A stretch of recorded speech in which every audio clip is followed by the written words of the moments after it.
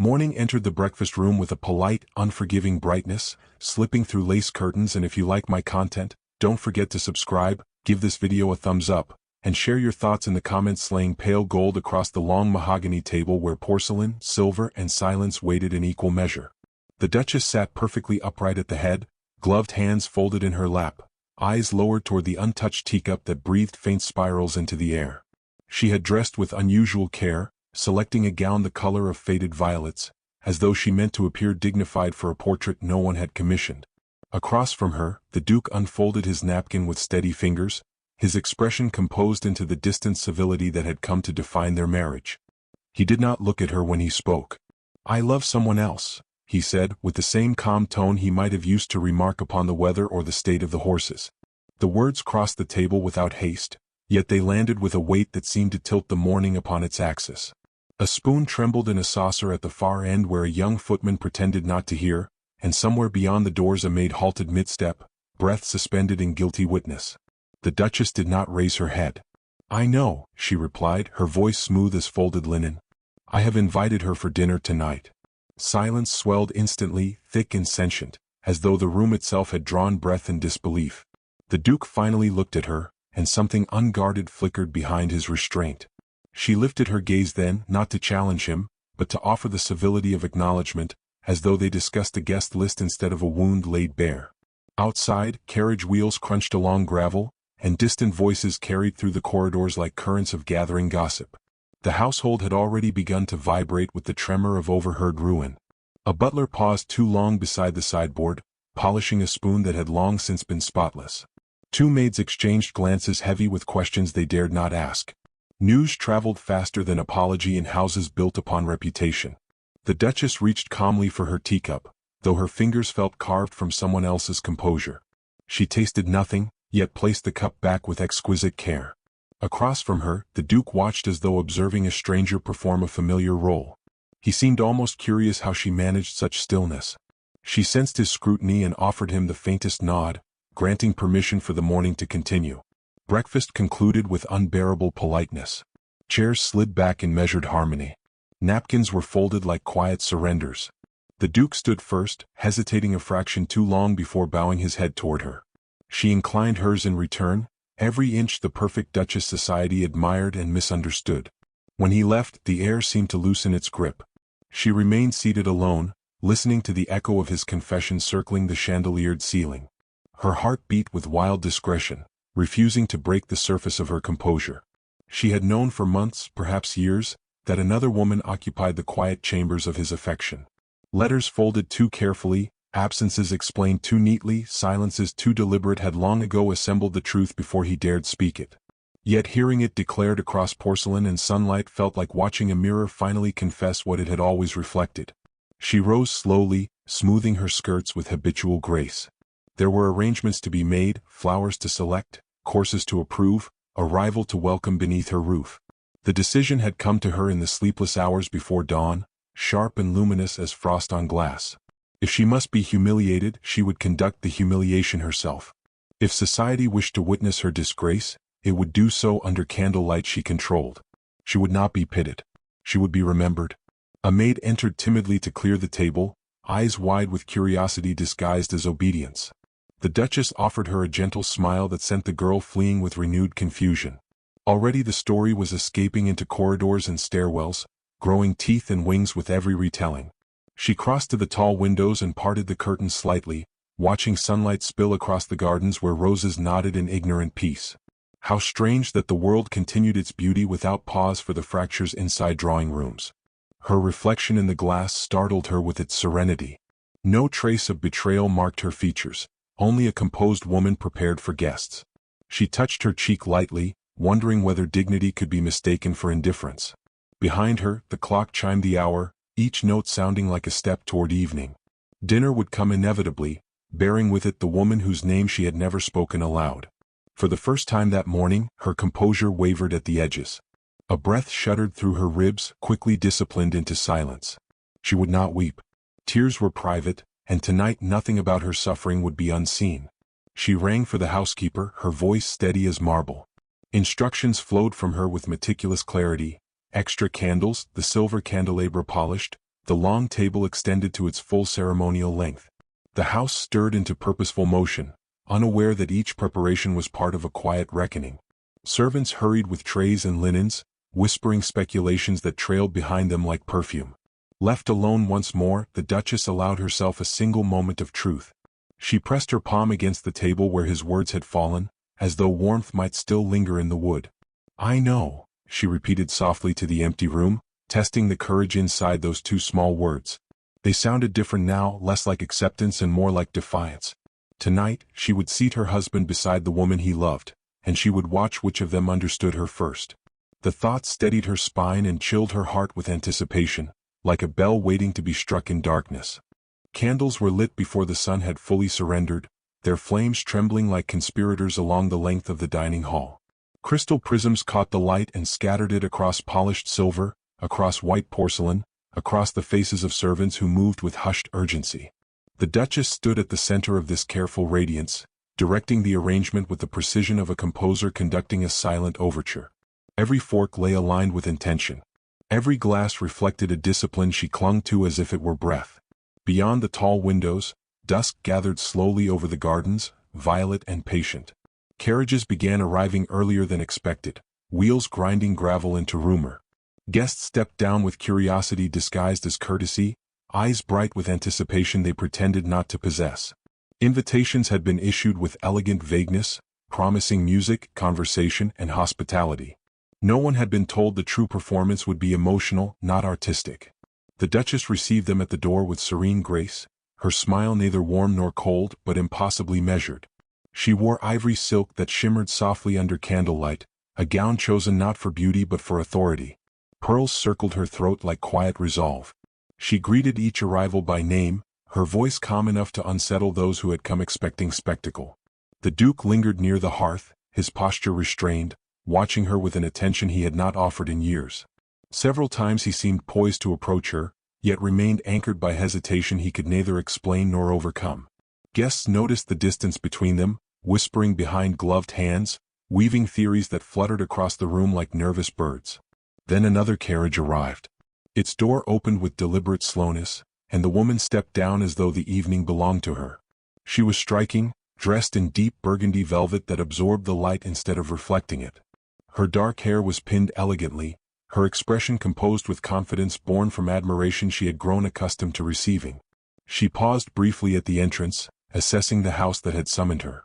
A murmur rippled through the guests before it dissolved into practiced politeness. The Duchess moved forward to greet her personally. No servant was permitted to stand between them. "Welcome," the Duchess said, inclining her head with impeccable courtesy. "We are honored by your presence this evening." The woman blinked, momentarily disarmed by the absence of hostility. "Your Grace is most kind." Their eyes held for a fraction too long, measuring not rivalry but understanding. The Duchess gestured inward. "Your seat awaits you." Inside, the guests pretended fascination with the paintings and chandeliers while watching everything. The Duke stiffened as the two women entered together. Something unreadable crossed his features when he saw his wife guiding the guests toward the table with quiet authority. Dinner commenced with ceremonial precision. Chairs scraped softly, fabric rustled, crystal chimed against silver. The Duchess had arranged the seating deliberately, the Duke on her right, the guest on his right, forming a triangle of delicate tension that pulsed beneath every polite exchange. Courses arrived in graceful succession, each dish crafted to impress. Conversation drifted across safe topics, weather, literature, travel, yet beneath the words lay an electric awareness of what remained unspoken. The Duchess participated flawlessly, asking thoughtful questions, offering measured observations, her composure never slipping. She even addressed the guests directly with courteous interest, as though hosting an old friend rather than confronting a living betrayal. The Duke watched her constantly now. He noticed the careful way she lifted her glass, the steadiness of her voice, the single moment her fingers tightened imperceptibly around her napkin before relaxing again. He began to understand that this evening was not an act of surrender, but something far more deliberate and unsettling. Across the table, the guest's confidence faltered. She had expected tension, perhaps confrontation, but not this elegant generosity. Each kindness from the Duchess felt like a mirror reflecting something she had not prepared to see. Her laughter grew quieter. Her replies shortened. The attention she once commanded seemed to drift inexplicably toward the woman she had presumed to replace. Guests exchanged glances heavy with realization. They had arrived expecting scandal, yet they were witnessing a demonstration of dignity so profound it felt like rebuke. Whispers died into thoughtful silence. The Duchess had transformed humiliation into spectacle, and spectacle into quiet triumph. As dessert was served, a musician began playing softly in the adjoining room, notes floating into the hall like cautious questions.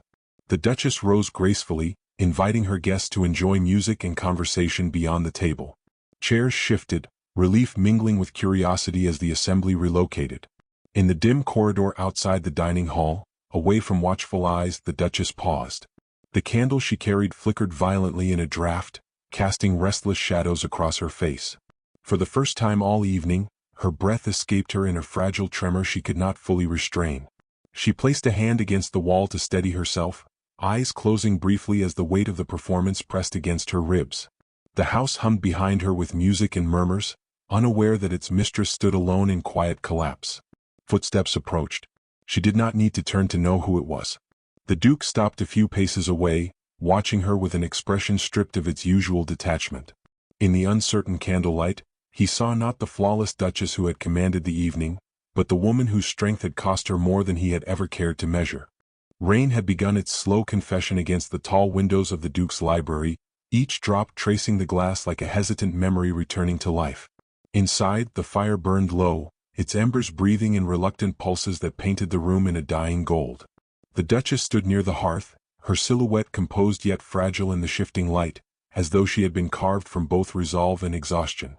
She did not turn when she heard him enter, for she already knew the weight of his presence before his voice arrived. "You should be with your guests," she said softly, her tone controlled like a drawn blade wrapped in velvet restraint. He remained by the door, not moving, as if the distance between them had become a sentence neither could finish. "I left them," he replied, voice quieter than she had ever heard it. The words lingered between them, fragile as glass, waiting for either fracture or repair. At last she turned, and in her eyes he saw neither accusation nor surrender, only a vast and disciplined understanding that unsettled him more than anger ever could. "You came away from them," she said, "yet you have not come toward me." He stepped closer then, as though the act itself required permission from a world that no longer governed this room. "I have wronged you," he said, and the simplicity of it struck harder than any elaborate confession. A silence followed, not empty but crowded with everything they had refused to name for years. The Duchess moved to the desk, placing her hand upon its polished surface as if grounding herself against memory. "When you said you loved her," she began, then paused because even now the word felt like glass in her throat. "I already knew," she continued, "long before you gathered the courage to speak it aloud at breakfast." He flinched at that, as though the truth had been a blade he never saw being drawn. "I did not wish to make you suffer," he said, though even he did not believe the purity of that intention. "And yet you did," she answered, without bitterness, only fact. Outside, thunder shifted closer, as if the sky itself had begun to listen more carefully than either of them dared. He finally crossed the room, stopping only when the desk separated them like a final reluctant boundary. "Tell me what I am to you now," he asked, and for the first time his voice carried something unguarded and human. The question hung in the air like a suspended verdict neither of them had the courage to deliver. She studied him for a long moment, seeing not only the Duke but the man beneath the title he wore like armor. "I do not know," she admitted, and the honesty of it cost her more than any act of pride ever had. He exhaled slowly, as though each breath now required permission from a past he could not rewrite. "I do not wish to lose what we never truly had," he said, quieter now, almost breaking. A faint sound escaped her, not quite a laugh and not yet a sob, but something suspended between both. The fire behind them shifted, collapsing inward as if mirroring the fragile architecture of their conversation. He reached out then stopped again, his hand hovering in a silence heavier than touch. "Do you still think me capable of love?" she asked softly, "or only of endurance?" The question struck him with a clarity that no argument could rival. "I think you capable of more than I ever deserved," he answered. Silence deepened, not empty but saturated with everything unsaid finally finding weight. Outside, the rain intensified, turning the glass into a blurred boundary between storm and sanctuary. She turned away briefly, as if searching for composure in the architecture of the room itself. "When I invited her tonight," she said, "it was not cruelty but clarity. He frowned slightly, unable to reconcile those words with any version of himself he understood. "Explain it to me," he said, softer now, as though fear had replaced authority. Her gaze returned to him with quiet inevitability, as if she had already accepted the cost of being understood. "You loved her in absence," she said, "and forgot I existed in presence." The words settled between them with devastating precision, leaving no space for denial. He closed his eyes, and for the first time the Duke seemed uncertain of his own identity. "I do not know how to return to what I have broken," he whispered. She stepped closer, not in forgiveness but in truth, finally unshielded. "Then do not return," she said. "Begin instead where honesty exists." His breath caught, as if the simplicity of that invitation required more courage than any apology. For a moment neither moved, and the world beyond the library ceased to feel relevant. Then, faintly from the distant hall, a servant's footsteps echoed, carrying news that would not remain private for long. She straightened, suddenly aware that the fragile peace between them was already being observed by the house itself. "Whatever you decide," she said, "will be known before morning." He looked at her then with something that resembled both regret and awakening. "I have lived too long as a man who arrives too late," he said. Outside, the rain softened, but the silence inside deepened into something irrevocable. He finally spoke again, voice steady now, stripped of the arrogance he once wore like certainty. "I will stay tonight," he said, "not as your husband but as a man learning how to become one." Her expression shifted almost imperceptibly, as though something long restrained had begun to loosen within her chest. "And if I allow it," she said quietly, "you must not look away again when it becomes difficult." He answered simply, "I will not," and the night held its breath, then silence.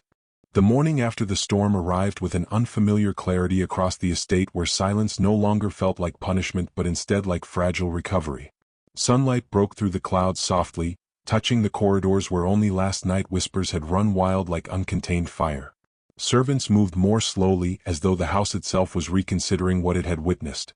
The Duchess stood at her window watching the gardens where dew clung to roses like unspoken consequences. She had not slept, but her exhaustion now carried a strange steadiness, as if truth had finally replaced uncertainty in her bones.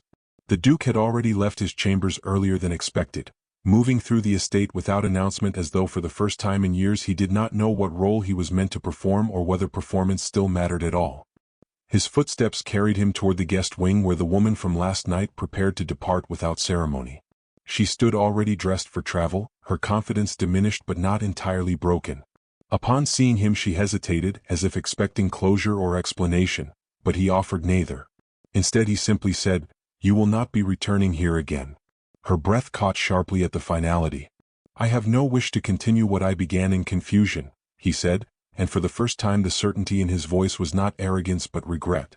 She studied him, searching for the man she believed she had understood, yet found only fracture where confidence once lived. Slowly she nodded, understanding replacing expectation without protest. Outside, the estate began to breathe again as rumors shifted direction like wind over water. By mid-morning the Duchess descended into the garden where the Duke stood waiting, not as authority but as something uncertain and newly exposed. He turned when she approached, and for a moment neither spoke because silence now carried weight rather than avoidance. "I am not asking forgiveness," he said at last. "I am asking for honesty." She looked at him for a long time as if measuring whether honesty could survive where trust had failed, and finally she answered, "Then listen without interruption." "You did not lose me in one moment," she said. "You lost me slowly in every moment you chose absence over presence." He closed his eyes as though accepting the full measure of that truth. "I invited her not to punish you but to end my silence about what I already knew." His voice softened then. "What do you want from me now?" She breathed in the morning air before speaking. "I want you to stop belonging to the idea of love and start learning how to live it." That sentence struck him more deeply than any accusation could have. He stepped closer but stopped when she lifted her hand slightly, not in rejection but in boundary. "I do not know how," he said quietly, "but I will try." The garden seemed to listen as if nature itself paused to witness the shift between them. For the first time he did not retreat from her gaze and she did not turn away. A distant bell rang from the estate signaling the arrival of morning visitors, and with it the return of society watching them both as spectacle rather than truth. The Duchess turned slightly toward the house knowing that whatever had begun here would no longer remain hidden. "Let them watch," he said. "I no longer care for their version of us." She looked at him, surprised not by the words but by their absence of performance. In the distance footsteps approached and a servant bowed, announcing that guests had begun arriving for the afternoon visit arranged earlier, in polite expectation. The Duchess inhaled slowly and then said, "Very well. Let them see what they wish to interpret." She walked toward the terrace and he followed, not as husband leading wife nor as lover chasing affection, but as a man choosing presence for the first time without escape. Below them the garden filled with arriving carriages and curious faces, all drawn to the rumor that the Duke had changed his course of affection in a single night. The First Lady stepped onto the gravel path and looked up, startled to see the Duke standing beside his wife, not separated, not distant, but aligned. Whispers erupted instantly, traveling faster than etiquette could contain. He felt every gaze like pressure against his skin, yet he did not move away. Instead he spoke clearly enough for the nearest guests to hear. "I have made errors in understanding what I called love." The Duchess turned her head slightly toward him as if uncertain whether he would continue. "And I intend to correct them." A murmur surged through the gathering as understanding began to crystallize into shock. The Duchess felt her pulse rise, but she did not retreat. Instead she said softly but with unmistakable clarity, "If you choose to stand here, then stand as truth, not apology." He looked at her and something in him broke open into resolve. Then in front of everyone he reached for her hand, stopping only briefly before finally taking it. Gasps spread across the terrace. The Duchess did not pull away, though her breath caught. He said quietly, "I will no longer love at a distance." The world seemed to tilt around them, and for the first time she allowed herself to believe that being seen might not mean being abandoned. The Duke tightened his hold as the crowd fell into stunned silence, while another carriage arrived at the gates carrying someone unexpected who had not been invited.